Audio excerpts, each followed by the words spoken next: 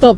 Tu es cariste, tu es soudeur, tu es mécanicien, tu n'as pas de diplôme français, TEF ou anglais IELTS. Vise le niveau CLB5 si tu peux. 3. Prépare ton CV à la canadienne qui met en valeur ton expérience. Et surtout, je voudrais te parler de la logique. Cible les employeurs dans les provinces qui recrutent ton métier. Ne tombe pas à la volée comme ça, là, comme un cheveu dans la soupe. Rejoins notre programme Telegram, c'est gratuit. Pour liste d'employeurs et pour des métiers recommandés, fais-moi signe si tu en as besoin.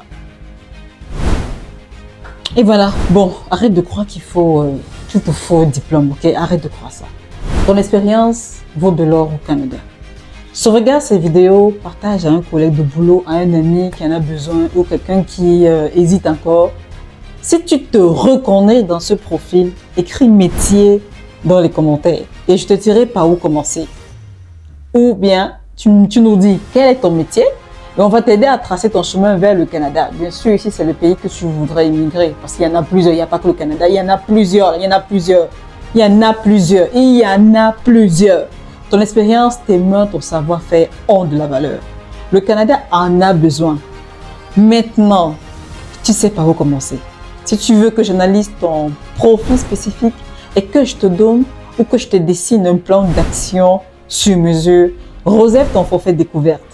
Le lien est dans la description et épinglé sur ma bio.